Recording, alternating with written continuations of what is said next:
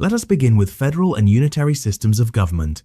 This is a very important topic in government.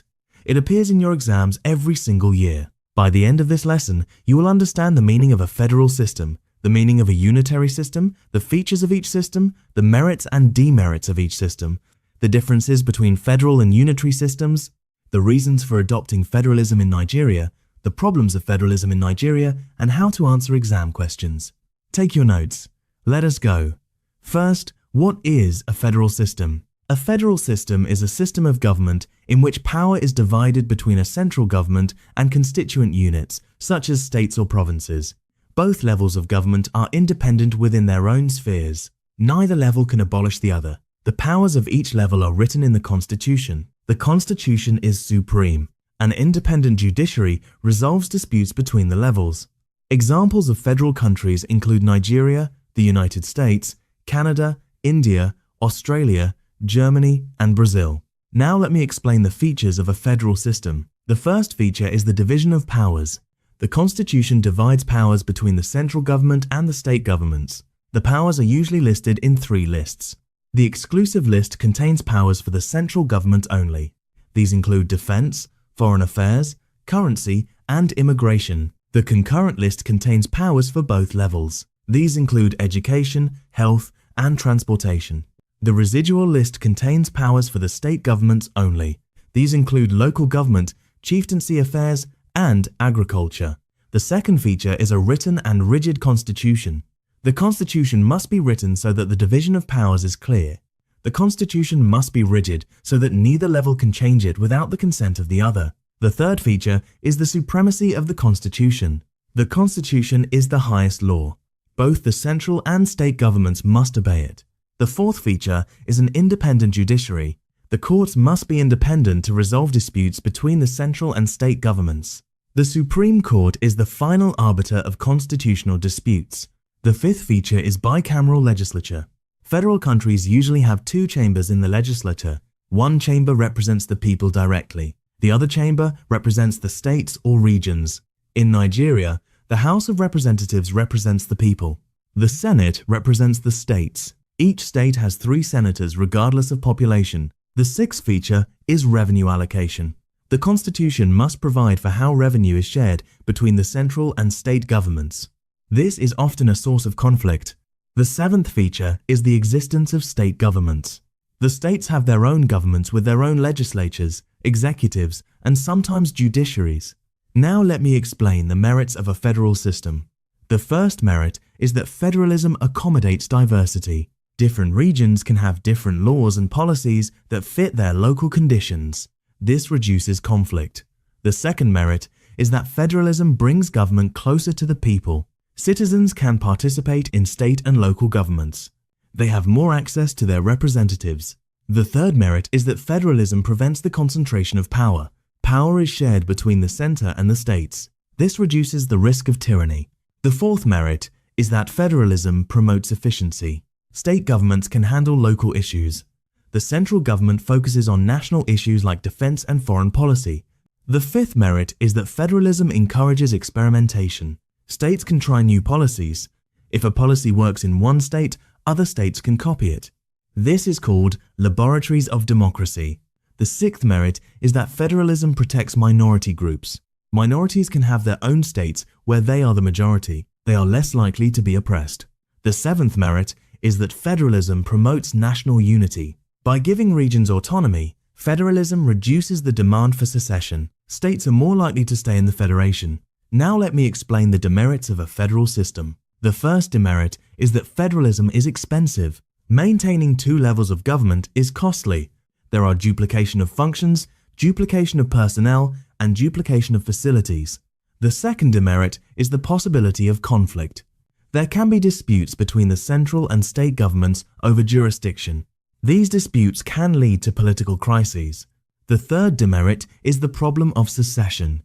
A state may decide to leave the federation. This can lead to civil war, as happened in Nigeria from 1967 to 1970. The fourth demerit is that federalism can create inequality. Some states are richer than others. They can provide better services. Poor states may lag behind. The fifth demerit is that federalism can be inefficient. It can lead to duplication of efforts. Both the central and state governments may provide the same service. The sixth demerit is that federalism can weaken the center.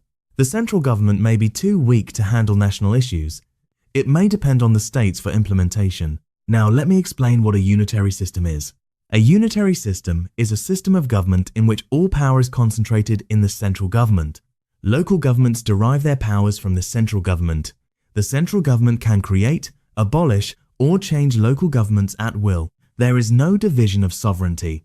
The central government is supreme. Examples of unitary countries include the United Kingdom, France, Ghana, Kenya, and China. Now let me explain the features of a unitary system. The first feature is the concentration of power. All power is held by the central government. Local governments have only the powers that the central government gives them. The second feature is a flexible constitution. The constitution can be changed easily. The central government can amend it by passing an ordinary law. The third feature is the supremacy of the central government. The central government is the highest authority. Local governments are subordinate. The fourth feature is the absence of separate legal systems. The same laws apply throughout the country. The fifth feature is a single legislature. There is only one legislative body. There is no second chamber representing regions. Now let me explain the merits of a unitary system. The first merit is that unitary systems are simple and efficient. There is only one level of government. Decisions can be made quickly. The second merit is that unitary systems are less expensive. There is no duplication of functions. The third merit is that unitary systems promote national unity. The same laws apply everywhere. There is no regional variation. The fourth merit is that unitary systems prevent secession. There are no powerful regional governments that could break away. The fifth merit is that unitary systems allow for uniform development. Resources can be directed to where they are needed most. Now let me explain the demerits of a unitary system. The first demerit is that unitary systems ignore local differences. The same policy may not work in all regions. The central government may not understand local conditions. The second demerit is that unitary systems can lead to overloading of the center. The central government has too many responsibilities. It may become overwhelmed. The third demerit is that unitary systems can lead to dictatorship. When all power is concentrated at the center, it is easier for a dictator to seize control. There are no strong regional governments to resist. The fourth demerit is that unitary systems can alienate minority groups. Minorities may feel that the central government does not represent them. They may demand secession. Now let me compare federal and unitary systems. In a federal system, power is divided. In a unitary system, power is concentrated. Federal systems have a written and rigid constitution. Unitary systems often have a flexible constitution. Federal systems have bicameral legislatures. Unitary systems often have unicameral legislatures. Federal systems are more expensive. Unitary systems are cheaper. Federal systems accommodate diversity. Unitary systems promote uniformity. Federal systems are better for large, diverse countries. Unitary systems are better for small, homogeneous countries. Now let me explain the reasons for adopting federalism in Nigeria. Nigeria adopted federalism for several reasons. The first reason is the size of the country. Nigeria is a large country. It covers over 900,000 square kilometers. It is difficult to govern such a large country from a single center. The second reason is the diversity of the population. Nigeria has over 250 ethnic groups. The largest groups are Hausa Fulani in the north, Yoruba in the west, and Igbo in the east. These groups have different languages, cultures, and religions. Federalism allows each group to manage its own affairs. It reduces the fear of domination by other groups. The third reason is colonial history.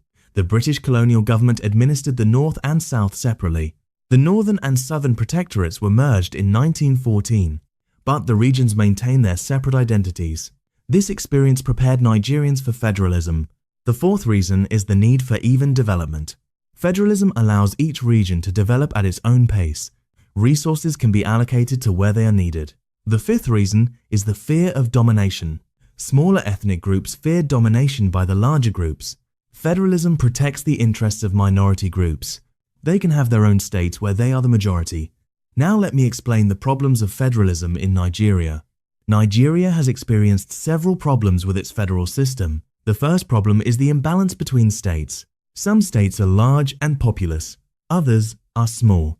Some states have abundant natural resources, others have few resources. This has created inequality. The second problem is the revenue allocation formula. The states are constantly fighting over how to share oil revenue. The derivation principle has been a major source of conflict.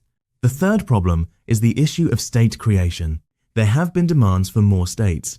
The federal government has created 36 states since independence, but some groups still demand more. The fourth problem is the over-concentration of power at the center. Despite being a federation, Nigeria's central government is very powerful. The federal government controls oil revenue. The states depend on the federal government for funding. This makes them weak. The fifth problem is corruption. Federalism has not prevented corruption. Billions of naira meant for states have been stolen. The sixth problem is ethnic and religious conflict. Federalism has not eliminated these conflicts. There have been many clashes between groups. The seventh problem is the cost of government. Running 36 states and a federal government is very expensive. Much of the budget goes to salaries and overhead. This leaves little for development. A common exam question asks you to define federalism and explain its features. Here is a sample answer. Federalism is a system of government where power is divided between a central government and state governments. Its features include division of powers, a written and rigid constitution, supremacy of the constitution, an independent judiciary, bicameral legislature, revenue allocation, and the existence of state governments. These features distinguish federalism from unitary systems. Another exam question asks you to discuss the merits and demerits of federalism. Here is your answer. The merits of federalism include accommodation of diversity, bringing government closer to the people, preventing concentration of power, promoting efficiency, encouraging experimentation, protecting minority groups, and promoting national unity. The demerits include expense, potential for conflict, risk of secession, inequality, inefficiency, and weakening of the center.